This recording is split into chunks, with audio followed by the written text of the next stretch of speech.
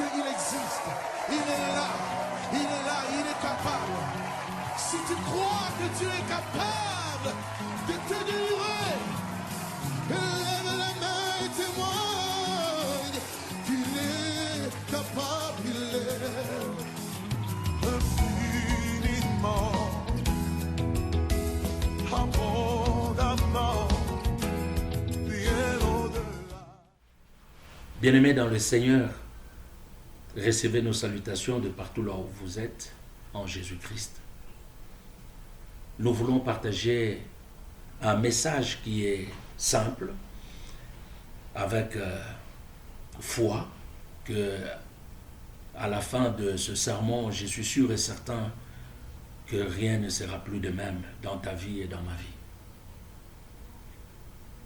Nous prions que l'Éternel puisse nous saisir et nous utiliser, que nous soyons simplement un canal par lequel vous serez bénis et que moi aussi je serai béni.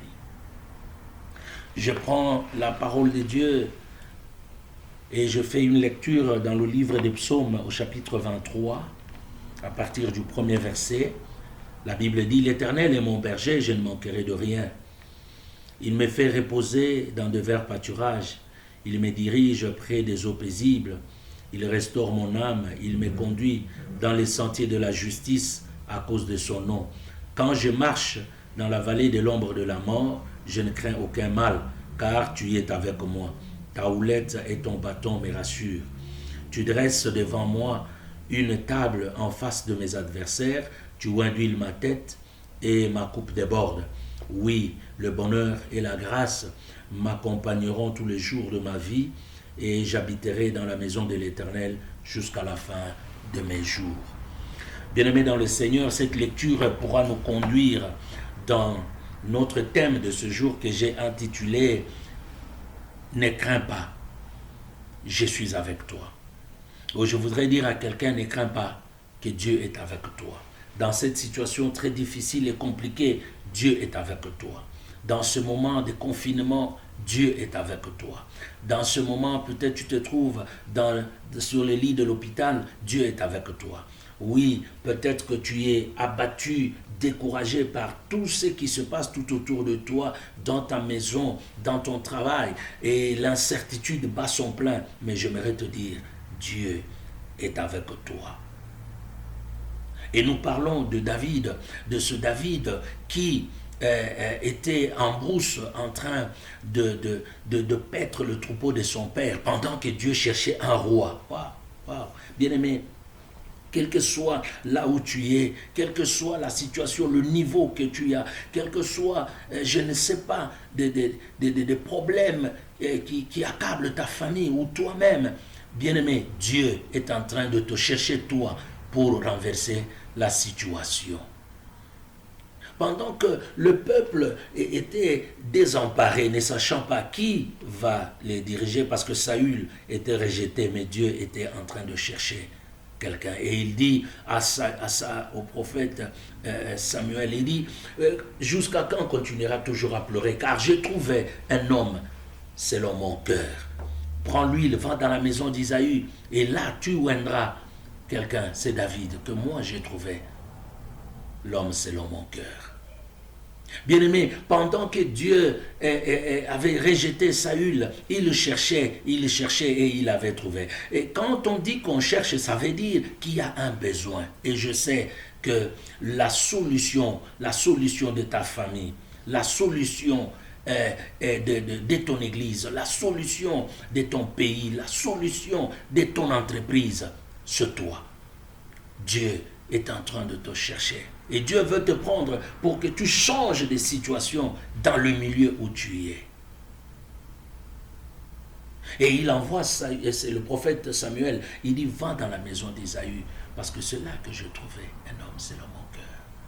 Oui, mais cet homme, c'est David. Mais ce David, il écrit ce psaume. Il dit, l'Éternel est mon berger. Waouh. Je me dis que David, pour d'abord confirmer que l'Éternel était son berger, il était lui-même berger et il sait ce que le berger fait vis-à-vis à sa brebis.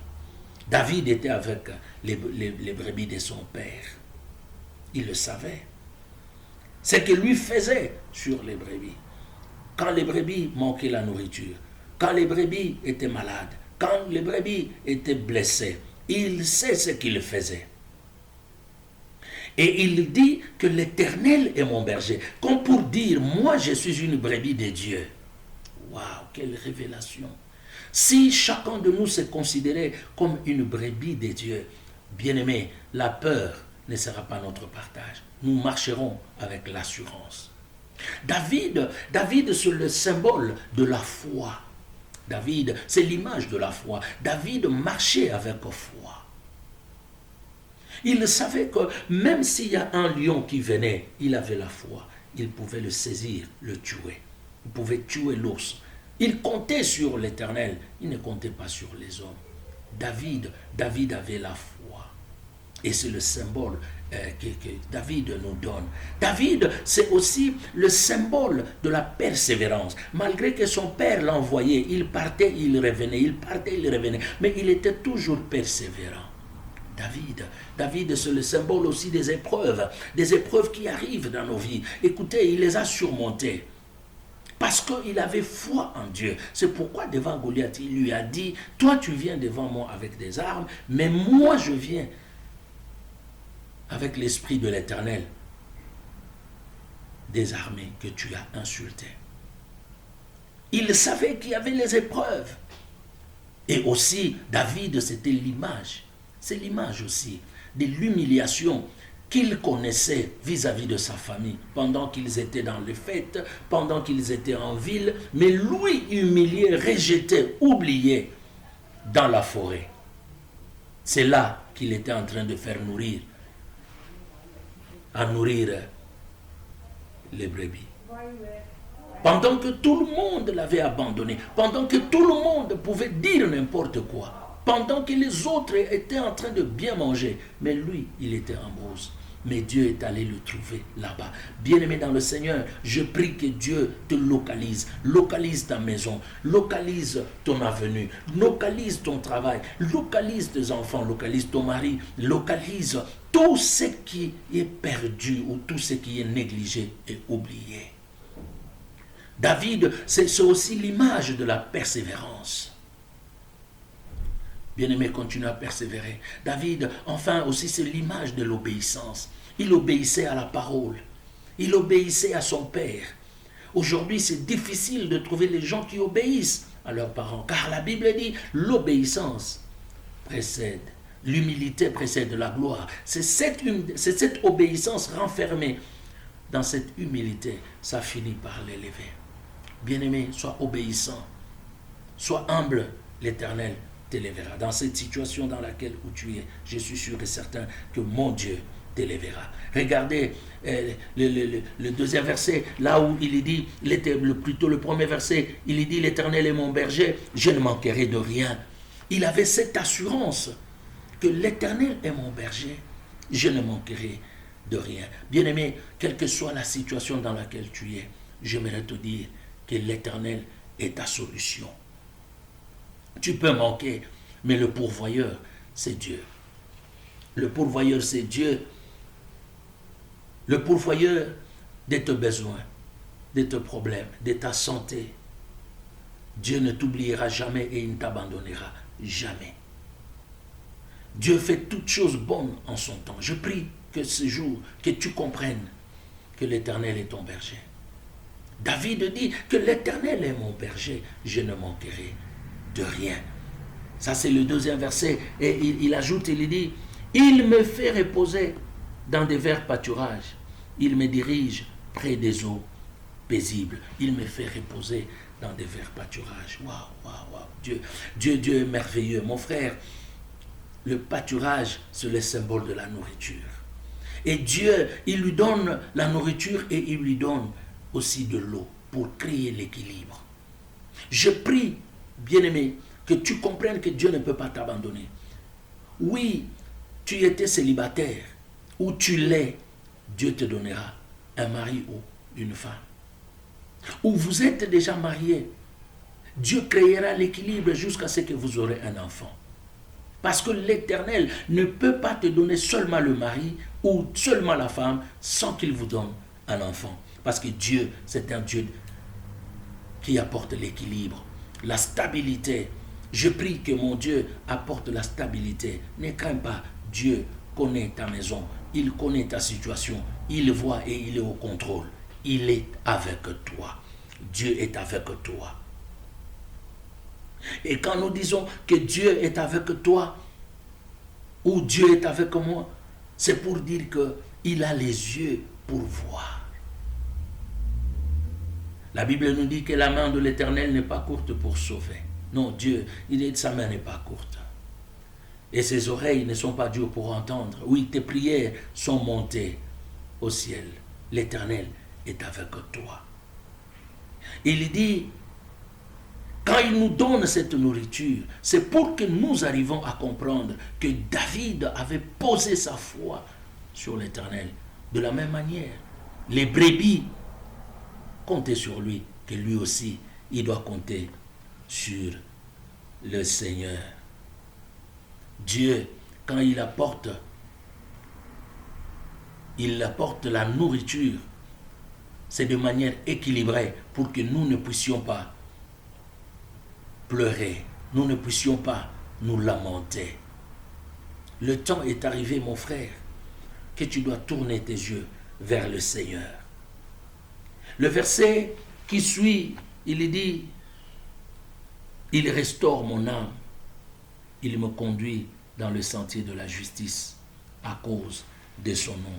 Bien-aimé, Jésus dit dans Luc chapitre 4, le verset 18 et 19, et vous lirez ça aussi dans Ésaïe chapitre 61, parce que c'était une prophétie par rapport à Jésus-Christ. Il dit, l'Esprit du Seigneur est sur moi.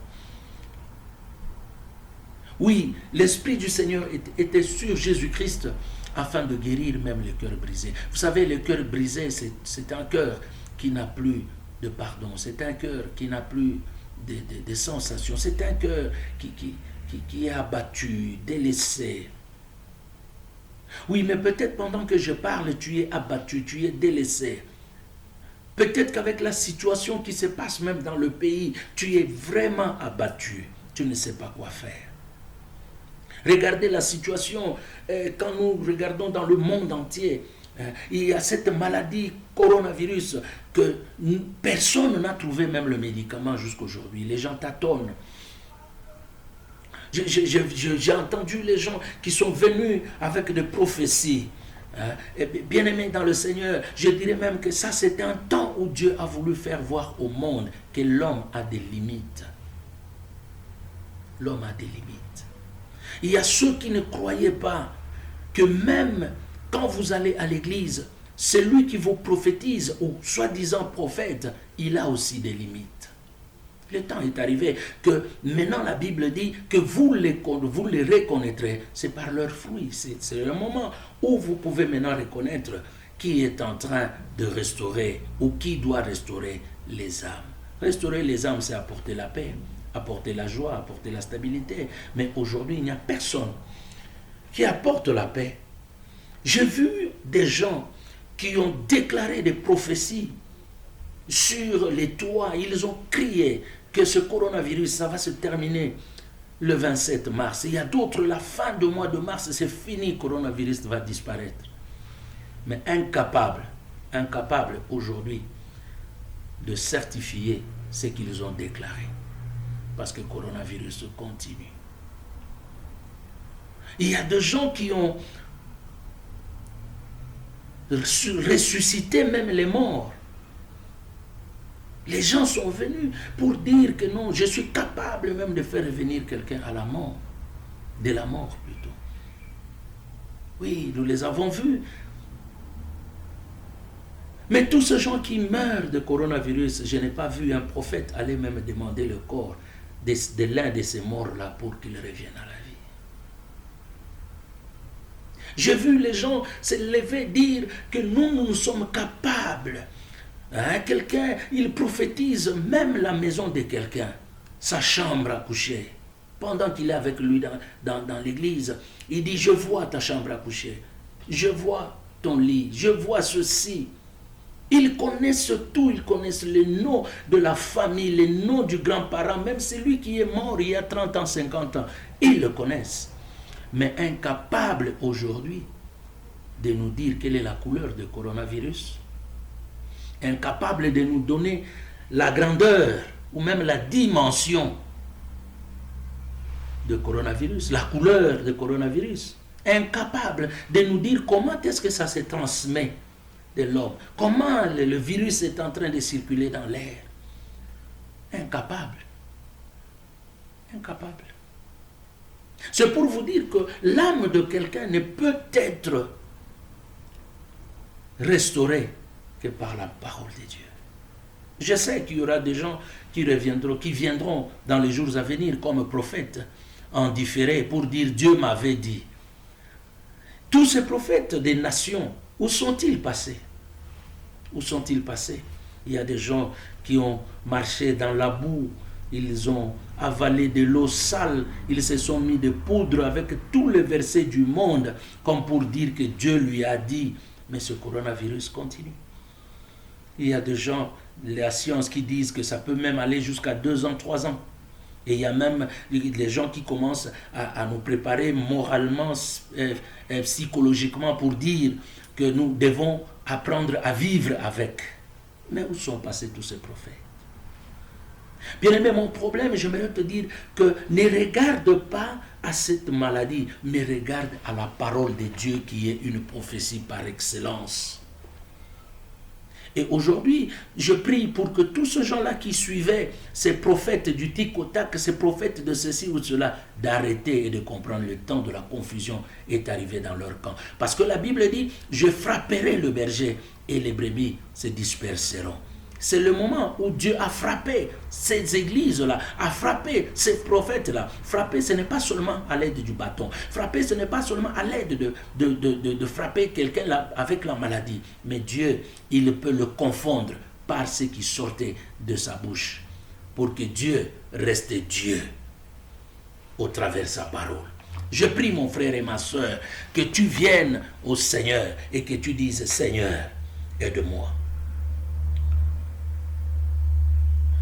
Tous ces charlatans qui donnaient les gens des fétiches pour dire ça peut te guérir de telle maladie, ça peut te guérir de ceci. Non, amène-moi une poule blanche, amène-moi une chèvre, amène-moi ceci. Tout cela aujourd'hui, nous ne voyons même pas ces charlatans-là sortir pour dire qu'ils peuvent arrêter cette maladie. Bien-aimé, j'aimerais te dire, celui qui restaure l'âme, c'est Dieu. En Jésus-Christ, il est dit, venez à moi, vous tous qui êtes fatigués. Le repos, la restauration de nos âmes se trouve en Jésus-Christ. Bien-aimé, je prie que tu ne comptes pas sur les hommes, que tu ne comptes pas sur l'argent, que tu ne comptes pas sur ta connaissance. C'est le moment où ton âme doit être restaurée. Et quand ton âme est restaurée, ça veut dire que tu dois être dans l'attitude de l'humilité. Humilie-toi, viens au Seigneur. Abandonne le péché. Ça, c'est ça le message que l'Église doit donner au peuple. Répentez-vous, car le royaume des dieux est proche. C'est ce que Jésus faisait. Où sont passés tous ces prophètes? Ce n'était qu'une parenthèse. Il dit, il restaure mon âme. Je prie que ton âme soit restaurée. Quelle que soit la situation, que ton âme soit restaurée. C'est pour cela, Jean dit à Gaius, il dit à Gaius, je souhaite que tu prospères à tous égards, que tu sois en bonne santé, qu'on prospère l'état de ton âme. C'est-à-dire ton âme doit d'abord prospérer spirituellement. Quand ton âme prospère, et tu verras le matériel aussi suivra. Or, quand l'âme est attachée à Christ, même ta façon de voir les choses change. Le verset suivant, il dit, quand je marche dans la vallée de l'ombre de la mort, je ne crains aucun mal, car ton bâton et ta houlette me rassurent. Oui, quand tu es dans la vallée de l'ombre de la mort, il dit quand je marche, il ne dit pas quand je m'assois. Mon frère, ne t'assois pas dans cette situation. Ma soeur, ne t'assois pas dans cette situation. Ne dors même pas dans cette vallée-là. Marche, continue à marcher. Ça veut dire que tu es dans les difficultés, mais continue à compter sur le Seigneur. Oui, la situation est connue de tout le monde. La situation, tout le monde en parle. Covid, tout le monde en parle. Tout le monde peut parler de ton échec. Tout le monde peut parler de ta pauvreté. Tout le monde peut parler de tes incapacités. Mais bien-aimé, ne t'arrête pas à ça. Il y a un homme qui a dit, tu ne peux pas choisir, ou tu n'as pas choisi comment tu es né, mais tu peux choisir comment tu peux mourir. Il y a des situations, quand tout le monde parle, tu regardes, tu refuses cela. Parce qu'il y a quelqu'un qui a la solution dans ta vie, c'est Jésus-Christ. N'oublie pas que Dieu est avec toi. Quand tu marches dans la vallée de l'ombre de la mort, ne crains pas, car je suis avec toi. Quelle assurance que David avait. Oui, les gens parlent, mais toi, tu avances. Ne t'arrête pas en train d'écouter. Vous savez cet adage qui dit, le chien aboie, la caravane passe. Quand les gens parlent, tu es dans la caravane, passe. À un moment donné, la distance se créera entre toi et le chien. Et tu n'entendras même plus le bruit. C'est pour cela, bien-aimé dans le Seigneur, quand les gens cherchent à te bloquer, à t'arrêter, toi avance. Si c'est dans la révélation que Dieu t'a donnée, dis merci Seigneur, j'avance. Tu peux manquer, mais fais la volonté de Dieu. Quel que soit le temps, l'Éternel te donnera toujours la solution. La Bible nous dit que les ténèbres ne régneront pas toujours sur la terre où habitent les humains. Bien-aimé, avance. Il dit, quand je marche dans la vallée de l'ombre de la mort, je ne crains aucun mal car tu es avec moi. Ton bâton et ta houlette. Le bâton de Dieu, c'est quoi? Le bâton de Dieu, c'est ce qui nous corrige. C'est Dieu qui nous corrige. Il y a des fois où nous avons mal fait. Tu t'es éloigné de Dieu. C'est pour cela que nous prions que pendant que tu écoutes ce message, que tu te repentes. Reviens au Seigneur. Dis, Seigneur, oui, les choses allaient très bien, mais à un moment donné, je me suis égaré. Mais voici, je me m'humilie. Pardonne-moi. Ça, c'est un problème que beaucoup de gens ont. Les gens ne savent pas s'humilier et demander pardon. Demander pardon à son prochain, ou même pardonner celui qui t'a fait du mal. Et rester dans le Seigneur pour dire, plus jamais je le ferai. Tu t'es égaré, tu es allé voir les féticheurs, tu es allé voir, je ne sais pas moi, les marabouts, tu es entré dans les loges, maintenant tu deviens un franc-maçon, tout le monde connaît, c'est toi le titré, mais tu t'es déjà égaré de Dieu. Et ce que Dieu veut, c'est que tu reviennes à ce pied. C'est pour cela, à un moment donné, vous allez voir, les gens peuvent avoir la joie de vivre avec le moyen, mais subitement, tout est parti en fumée. Dieu peut te frapper.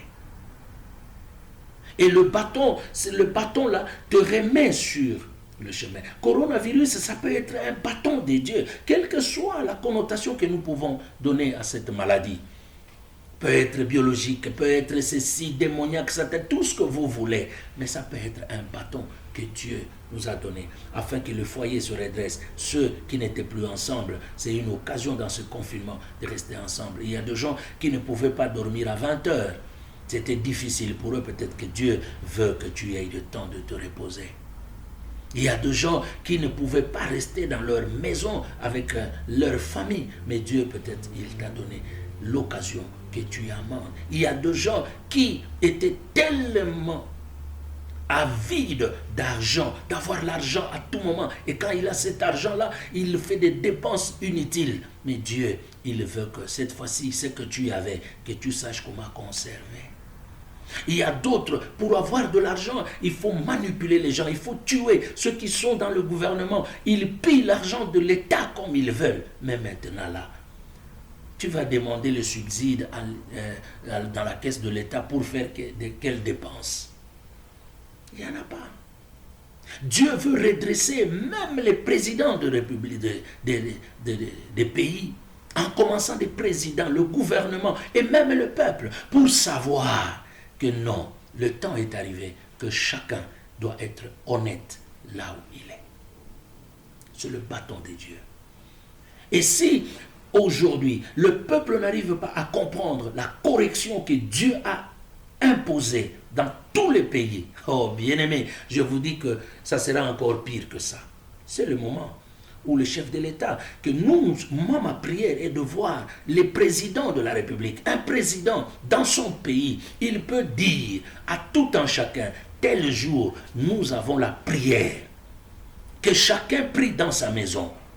Et il peut même faire passer un message à la télévision, au travers les médias, s'agenouillant, implorant la grâce de Dieu pour le pays. Je vous assure qu'il y a des choses qui changeront.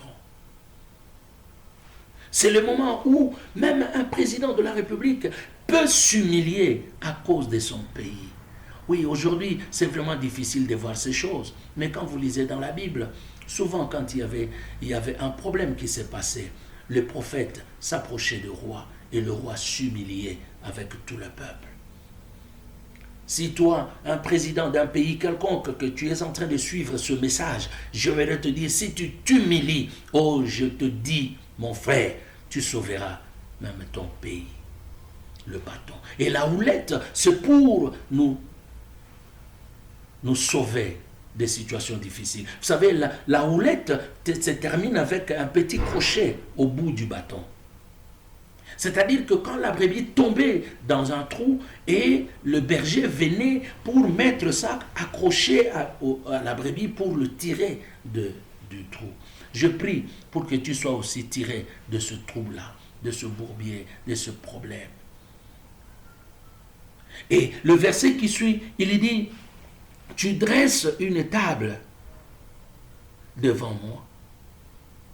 Tu dresses une table devant moi, en face de mes adversaires. Tu oins ma tête et la coupe déborde. Bien aimé, je termine par là. Oui, il dit, tu dresses une table devant mes adversaires. Ça veut dire que tu traverses cette vallée, mais pendant que tu traverses, lui, il a déjà préparé une table devant toi. Je prie que mon Dieu te présente cette table merveilleuse, d'une bonne nourriture qui est préparée au ciel. Vous savez, depuis que j'ai commencé à lire ou depuis que je suis devenu celui qui croit en Dieu, un chrétien, j'ai compris que même au ciel, il y a le champ, au ciel il y a des boulangeries, au ciel il y a même des restaurants, au ciel il y a des cuisines. Parce que nous l'avons vu avec Moïse dans le désert, Dieu a fait descendre la manne, une nourriture qui était déjà bien préparée au ciel. Oui, quand tu traverses la vallée de l'ombre de la mort, c'est au bout de cette vallée-là, l'Éternel a déjà dressé une table pour toi. Je prie qu'au travers de ces temps difficiles que tu traverses, que tu arrives à manger la meilleure nourriture que Dieu t'a déjà réservée. Il dit, il oint ma tête et la coupe déborde. L'onction est là pour nous ouvrir les yeux. L'onction est là pour faire des choses au-delà. L'onction est là pour nous donner la capacité de faire des choses surnaturelles selon Dieu. Le temps est arrivé où, bien aimé dans le Seigneur, il ne faut pas compter sur les hommes, mais compte sur le Seigneur. Je ne dis pas qu'il ne faut pas écouter ceux qui t'ont précédé. Non, écoute-le, mais fais confiance à Dieu. Que l'onction de Dieu se repose sur toi pour le miracle. Ne regarde pas le miracle, je parlais tout à l'heure de tous ces des grands prophètes, des nations et tout ceci, ils criaient tout. Bien-aimé, c'est la parole de Dieu qui change la vie. Tel que tu m'écoutes là, place ta confiance dans le Seigneur. La nourriture est là. Et avant de terminer, il est dit, oui, le bonheur et la grâce m'accompagneront. Oh, je prie que le bonheur t'accompagne. Je prie que les meilleures choses soient ton partage. Je prie que la santé soit ton partage. Je prie que la solution soit ton partage. Je prie. Et j'implore la grâce de Dieu dans ta maison, pour ton pays. Je prie pour ton quartier, pour ton avenue. Je prie que l'Éternel ressuscite encore de grandes ou de bonnes choses dans ta vie et que par toi, ta famille soit délivrée. Par toi, ta société ou la société là où tu travailles puisse être restaurée. Je prie mon frère et ma soeur que le bonheur et la grâce puissent t'accompagner. Peut-être que dans ta famille, les gens mourraient en désordre, mais par toi, que Dieu puisse arrêter cette mort Parce que la faveur de Dieu, quand il est dans la vie de quelqu'un, même sa vie change. Et même tous ceux qui sont tout autour de lui bénéficient. Écoutez, il dit, tous les jours de ma vie, et j'habiterai dans la maison de l'Éternel jusqu'à la fin de ma vie. La maison de l'Éternel, bien-aimé, c'est ton cœur. Oui, c'est vrai, nous n'avons plus le moment pendant cette période de nous rencontrer dans une salle que nous pouvons appeler l'église. Mais aujourd'hui, nous pouvons prier Dieu par l'église qui est nos cœurs, la Bible ou nos corps. La Bible dit, ne savez-vous pas que vous êtes le temple des dieux? C'est une occasion pour toi de te ramener au pied de Christ. Dieu est avec toi. Jésus-Christ restera toujours à tes côtés. Il dit, si vous entendez ma voix, n'endurcissez pas vos cœurs. N'endurcis pas le cœur. Le problème que tu as a une bonne solution en Jésus-Christ. Je prie que le coronavirus ne puisse pas déstabiliser ta croyance, ne puisse pas déstabiliser ta foi. Oh bien-aimé, c'est vrai, les hommes nous donnent les mesures barrières, c'est-à-dire respecter la distance entre toi et la personne qui est devant toi ou derrière toi. La distanciation, comme on le dit, il faut le respecter. On ne tente pas Dieu, il faut le respecter. Bien-aimé, respecte seulement, lave-toi les mains, mets le masque. Quand tu sors, nous avons la foi. Et pour terminer, c'est comme pour vous dire, je vous donne un conseil d'écouter aussi. C'est que les gouvernements ou les mesures qu'on a mis, c'est à notre faveur.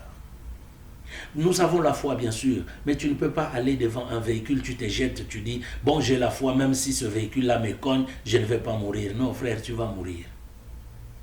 Tu vas mourir. Tu ne peux pas être dans un avion et puis tu dis, bon, parce que j'ai la foi, la Bible dit que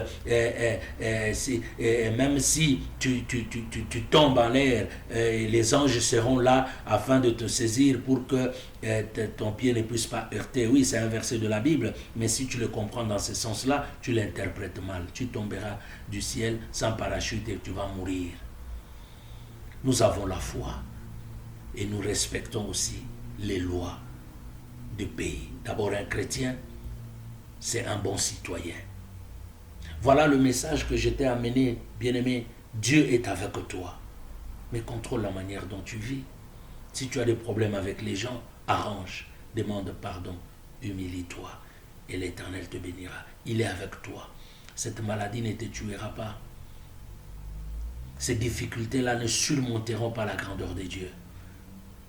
La puissance de Dieu est là pour te libérer de cette maladie, de cette confusion.